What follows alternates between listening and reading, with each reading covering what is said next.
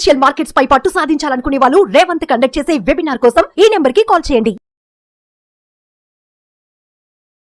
Welcome to Vishnu talks. నేను మీ విష్ణు. ప్రస్తుతం నాతో పాటు సర్టిఫైడ్ ఫైనాన్షియల్ ప్లానర్ రాంప్రసాద్ గారు ఉన్నారు. వారితో మాట్లాడదాం. సార్, రాంప్రసాద్ గారు, welcome to Suman TV. Sir నమస్తే విష్ణు గారు. రాంప్రసాద్ గారు, మన ఇద్దరి కాంబినేషన్ లో గతంలో గోల్డ్ కి సంబంధించిన వీడియోస్ చాలా చేసాం. చాలా మంది లక్షల్లో చూసారు, లక్షల మంది మీరు చేయించారు.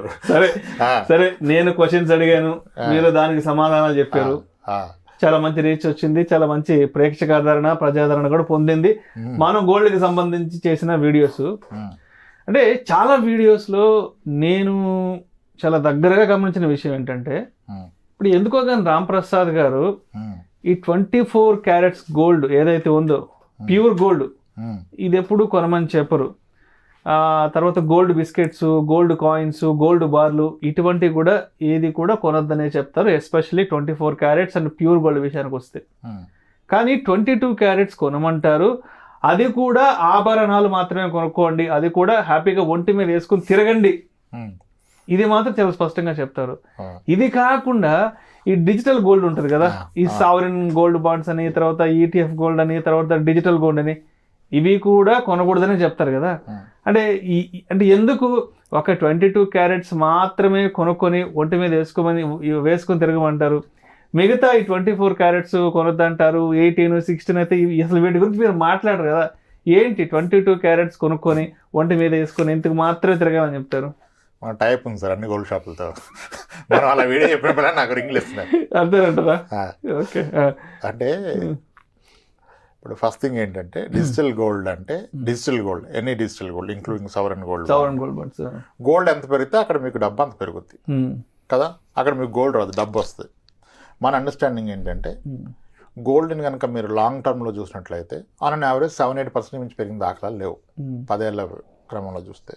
మరి 7-8% పెరిగేదాన్ని గోల్డ్ ఎందుకు పెట్టాలి? మ్యూచువల్ ఫండ్లో పెట్టుకుంటే వాళ్ళు రాదా? ఓకే కదా, అది నా పాయింట్. జనాలు ఒప్పుకోవచ్చు, ఒప్పుకోకపోవచ్చు. నేను పెరిగితే నా పిల్లల భవిష్యత్తు అంటే అప్పుడు ఎక్కువ పెరిగే దగ్గర పెట్టలేదు, తక్కువ పెరిగేదాన్ని ఎందుకు పెడుతున్నా? అసలు పేరుకి గోల్డ్, అక్కడ గోల్డ్ ఎక్కడ ఉంది? మీ డిజిటల్ గోల్డ్లో గోల్డ్ ఉందా? గోల్డ్ ఈటీఎఫ్లో గోల్డ్ ఉందా? ఎస్జీబీలో గోల్డ్ ఉందా? లేదు కదా. అంతకంటే ఎక్కువ వచ్చే మార్గాలు ఉంటే అక్కడ పెట్టుకోమంట. ఇంకోటి, దేర్ ఆర్ పీరియడ్స్ మీరు అబ్జర్వ్ చేస్తే 2012లో గోల్డ్ ఎంత ఉందో 2018లో కూడా గోల్డ్ ప్రైస్ అంతే ఉంది. గతంలో కూడా మాట్లాడాం మనం ఒకసారి. 6 ఏళ్ల పాటు గోల్డ్ నెగిటివ్ రేట్ని ఇచ్చింది. అప్పుడు మీరు డిజిటల్ గోల్డ్లో పెడితే పాజిటివ్ రేట్ని ఇస్తుందా? ఈటీఎఫ్లో పెడితే ఇస్తుందా? ఎస్జీబీ ఇస్తుందా? 95లో చూస్తే మీరు గోల్డ్ ప్రైస్ 2003 వరకు అదే ప్రైస్ ఉంది. తెలుసా? తెలియదు కదా. అంటే 8 ఏళ్ళు గోల్డ్ నెగిటివ్ రేట్స్ ఇచ్చిన పీరియడ్స్ ఉన్నాయి. ఈ రోజు నేను ఎస్జీబీ కొని 8 years నెగిటివ్ రేట్, ఎస్జీబీలో నాకు నెగిటివ్ వస్తుంది, పాజిటివ్ రాదుగా. డిజిటల్ గోల్డ్ అదే వస్తుంది కదా. ట్రేడర్ మేబీ ట్రేడింగ్ చేయడానికి కానీ ఇన్వెస్ట్మెంట్ కాదు కదా. అదే నేను గోల్డ్ ఆర్నమెంట్ కొంటే పెరిగితే దీని ధర పెరుగుద్ది, తగ్గినా నా గోల్డ్ ఆర్నమెంట్ తగ్గదు. ఎందుకు? I'm consuming it. నా కూతురు వేసుకుంది, మా వైఫ్ వేసుకుంది, మా మదర్ వేసుకున్నారు, ఐఎమ్ హ్యాపీ, ఆస్వాదిస్తున్నాం. ఆ ఎమోషనల్ సాటిస్ఫాక్షన్ ముందు అదంతా ఎక్కడ? అదొకటి. ఇంకోటి, వేస్టేజ్ మాడతారు అసలు కన్నా కోసరమేనని కదా. వేస్టేజ్ లేని నీకు ఆర్నమెంట్ ఎలా అవుతుంది నాకు అర్థం కడుగుతా. అంతే కదా. వేస్టేజ్ పోతేనే కదా దానికి ఆ షేప్ ఇచ్చేది. దాన్ని కట్ చేయకుండా, దాన్ని కాల్చకుండా, వేసుకుంటే వేసుకో, హోల్ పెట్టి వేసుకొని తిరుగు, మళ్ళీ ఎవరు వద్దన్నారు. సింపుల్ గా సార్. మరి వేస్టేజ్ లేని ఎలా వస్తుంది నీకు? గోల్డ్ బార్ కూడా దానికి హోల్ పెట్టేసి డ్రిల్ చేపించుకొని చేతికి వేసేసుకోండి, వేసేసుకుంటే అద్భుతంగా ఉంటుందంటే వేసుకోండి, ఎవరు వద్దన్నారు. సరే, దానికి కూడా ఒక మార్గం చెప్పాం మనం. వేస్టేజ్ మేకింగ్ ఛార్జ్ వద్దు అంటే గోల్డ్ స్కీమ్ కట్టుకోండి అని చెప్పాం. గోల్డ్ స్కీమ్ కట్టుకోండి. సో వాళ్ళు వేస్టేజ్ మేకింగ్ లేకుండా ఇస్తున్నారు. 11 months కడితే అది బాగుంటుంది, మంచి ప్రాక్టీసు. మీ వైఫ్ కూడా 11 months మీకు మీ మీద ప్రేమగా ఉంటుంది, మీరు కొంటారని ఆశలు పెట్టుకుని ఉంటుంది. 11 months మీరు గొడవ పెట్టుకున్న పుట్టింటికి వెళ్ళిపోతే అని చెప్పాం.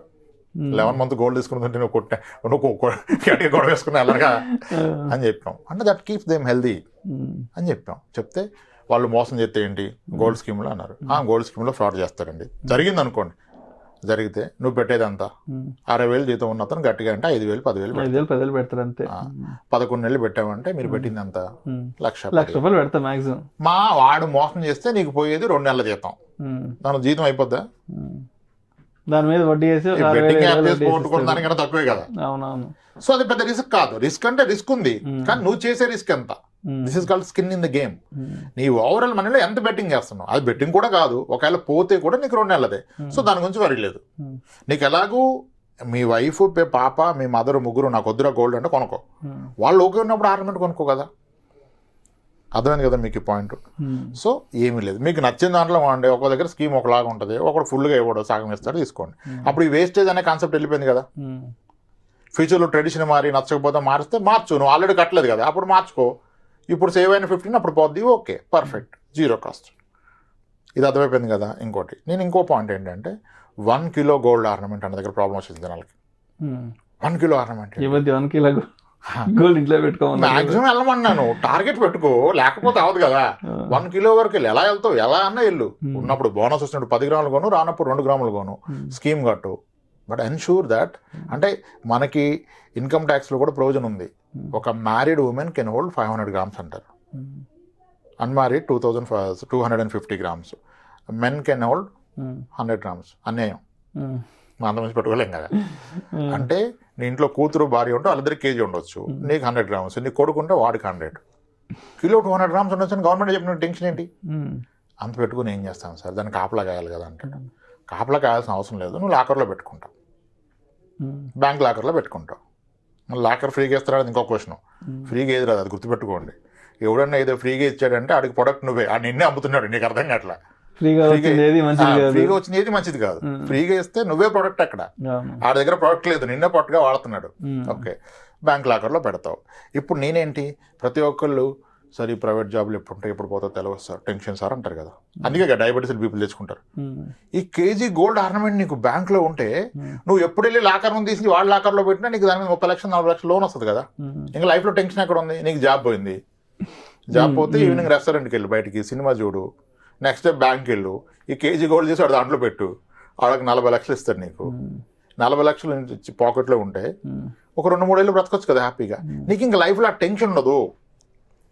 ప్యూర్ గోల్డ్ కొంటే బ్యాంకర్ తీసుకోడు, ఇది అర్థం కావట్లా. మీ బార్లు బిస్కెట్లు బ్యాంకర్ ప్లెడ్ చేయడానికి తీసుకోడు, లోన్ ఇవ్వడం. ఓకే, చాలా మంది ఆంధ్రప్రదేశ్. సో 24 క్యారెట్స్ మన ప్యూర్ గోల్డ్ బార్లు బిస్కెట్లు తీసుకెళ్లి బ్యాంక్ లో పెట్టడానికి వీళ్ళు తీసుకోరు. గోల్డ్ వాళ్ళు కేవలం ఆర్నమెంట్ ఆభరణ రూపంలో ఉంటే నువ్వు అలా తీసుకెళ్తే దీన్ని తీసుకెళ్ళి ఒక రింగ్ ఏదో చేసుకుని రమ్మంటాడు. నువ్వు మళ్ళీ బయటకు వచ్చి అసలు గోల్డ్ స్మిత్ దానికి ఇచ్చి దాన్ని ఒక షేప్ చేసుకుని పోవాలి, అప్పుడు తీసుకోడు, దాన్ని తట్టించుకొని పోవాలి. ఈ మొక్క అర్థం కాదు. ఓకే, మనకి ఎలాగంటే మనమేమి తిరిగి నేర్చుకోలే, మనకు వచ్చిన క్లయింట్ చెప్పారు సార్ తీసుకోరు సార్ అంటారు, అప్పటిదాకా మనకే తెలియదు, మనమేం దీన్ని కనిపెట్టలే, మనకెవరో చెప్తే తెలుసుకుందే కదా. అప్పుడు నీకు భవిష్యత్తుకి ఎంత భద్రత వచ్చింది అంటే, క్లిక్ 30 లక్షలు ఉంటే ఎట్లా ఉంటుంది నీకు? నీకు ₹1,00,00,000 ఇంట్లో 30 లక్షలు రాదుగా. నాకు జీతం ఎక్కువ వస్తుంది, ఇంకో ₹1,00,00,000 ఉండొద్దా 30 లక్షలు? ఇది వస్తుందిగా. అయినా బంగారం రేటు తగ్గినా నువ్వు లోన్ తీసుకుంటే నువ్వు దాన్ని డిస్టర్బ్ చేయట్లా, నీకు వచ్చినప్పుడు కడతావు. అద్భుతంగా లేదు లైఫ్. సో అందరు కొనలేరు కదా సార్, కొనగలిగే స్తోమతున్న వ్యక్తి కొనుక్కో, 1 కిలో వరకు గోల్డ్ ఆర్నమెంట్స్ కొను అని చెప్తున్నాం. తప్పే ఉంది? జీవితంలో మనం అక్కడ ఇబ్బంది పెట్టట్లేదే. మనం అన్నావు నువ్వు కొనాల్సిందే అని చెప్తున్నావా? కొనే స్తోమతుంటే కొనుక్కో అని చెప్తున్నాం. అది ప్యూర్ గోల్డ్ వద్దు, ఆర్నమెంట్ కొనుక్కో అని చెప్తున్నాం. ఇది మన అండర్స్టాండింగ్. మేబీ వాళ్ళ అండర్స్టాండింగ్ వేరుంటే వాళ్ళు అదే ఫాలో కావాలి, మనం చెప్పింది ఫాలో అవ్వమని చెప్పట్లాగా. ఒకళ్ళు చెప్తే ఒకళ్ళు ఎందుకంటారు సార్? ఏంటి అసలు దీపావళి నాటికి బంగారం పరిస్థితి ఏంటి, పెరుగుతుందా తగ్గుతుందా అంటూ అసలు దీని మీద ఒక పెద్ద రీసెర్చ్ నడుస్తుంటుంది. కాబట్టి రైట్, ఇప్పుడు ఇంకెవరైతే దీపావళి నాటికి ధనత్రయోదశి నాటికి బంగారం కొందామని ఆలోచిస్తున్నారో మరి వాళ్ళకి మరి రాంప్రసాద్ గారు ఇచ్చే సలహాలు సూచనలు ఏంటి? ఏమిస్తాం సార్ మనం ఆస్ట్రాలజర్ చెప్పడానికి? గోల్డ్ మీద ప్రెడిక్షన్స్ అన్ని రాంగ్ వెళ్ళిపోయినాయి సార్. ఈక్విటీ మార్కెట్ పెరిగితే గోల్డ్ తగ్గిపోద్ది, ఈక్విటీ మార్కెట్ పడితే గోల్డ్ పోద్ది. ఎక్కడ అటు అది పెరిగింది, ఇటు ఇది పెరిగింది. అన్ని ప్రెడిక్షన్స్ సార్. ఇప్పుడు వారు జరిగితే డిఫెన్స్ స్టాక్స్ పెరుగుద్ది అన్నారు, డిఫెన్స్ మొత్తం అయిపోయింది. వారు జరుగుతున్నాయి కదా మరి, మొత్తం గ్లోబల్ గా వార్ ఎన్విరాన్మెంట్ ఉంది. వార్స్ జరిగితే డిఫెన్స్ స్టాక్స్ పెరుగుతాయి, స్టాక్ మార్కెట్ పడిపోతే గోల్డ్ పెరుగుద్ది. గోల్డ్ ఏమైనా ఉరికిందా? మార్కెట్ పడదు కదా 3 days గా. సో ఇవన్నీ కాదు సార్. ఇప్పుడు అదే ఆర్నమెంట్ అయితే మీ అవసరాన్ని కొనుక్కుంటారు, అత్యవసరాన్ని కూడా వాడుకుంటున్నారు. పర్ఫెక్ట్. ఇంకా ఈ ప్రెడిక్షన్ వద్దు.